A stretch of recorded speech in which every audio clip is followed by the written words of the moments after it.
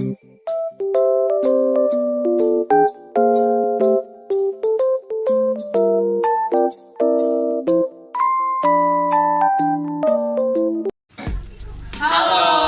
Assalamualaikum warahmatullahi wabarakatuh. Kami dari kelompok sel akan melakukan praktikum kolowid. Kami membuat bolu, di mana tepung adalah medianya dan telur sebagai pendispersi.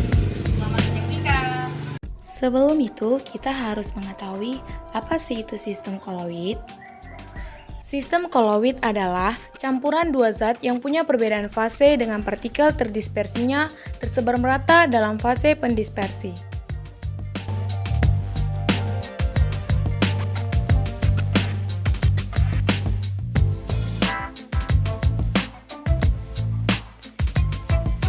Pecahkan 6 butir telur untuk satu adonan ke dalam mixer.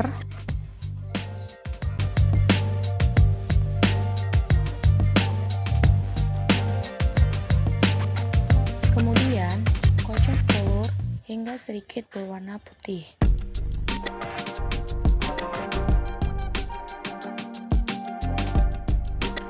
Setelah beberapa saat telur mengembang, masukkan tepung pondan ke dalam telur, lalu kocok menggunakan mixer hingga merata. Masukkan juga blue band yang telah dicairkan tadi ke dalam adonan tepung. Setelah itu, kita juga memasukkan coklat cair ke dalam adonan, lalu dikocok hingga tercampur merata.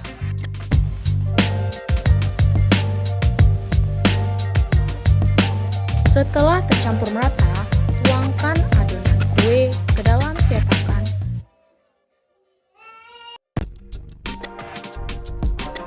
Masukkan cetakan kue ke dalam kukusan selama sekitar 20-25 menit. Tunggu hingga matang.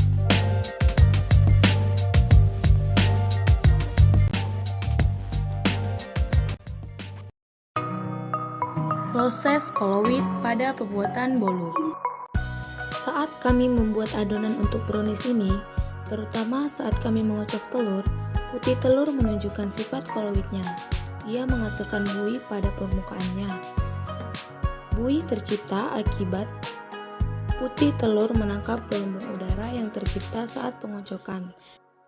Dapat disimpulkan pada saat pengocokan telur pun, kolowid tercipta dalam bentuk buih, di mana gas terdispersi dalam zat cair sebagai fase pendispersinya.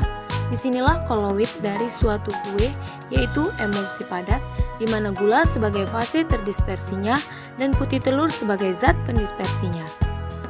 Bolu memiliki bentuk padat dan mempunyai pori-pori kecil yang ternyata merupakan salah satu jenis kolowid, yaitu busa padat. Busa padat adalah sistem kolowid dengan fase terdispersi gas dan dengan medium pendispersi zat padat. Cara pembuatannya adalah dengan menggunakan cara dispersi. Dispersi adalah pembuatan partikel kolowid dari partikel kasar atau suspensi. Itulah beberapa materi tentang kolowid dari kelompok kami. Sampai jumpa di video berikutnya.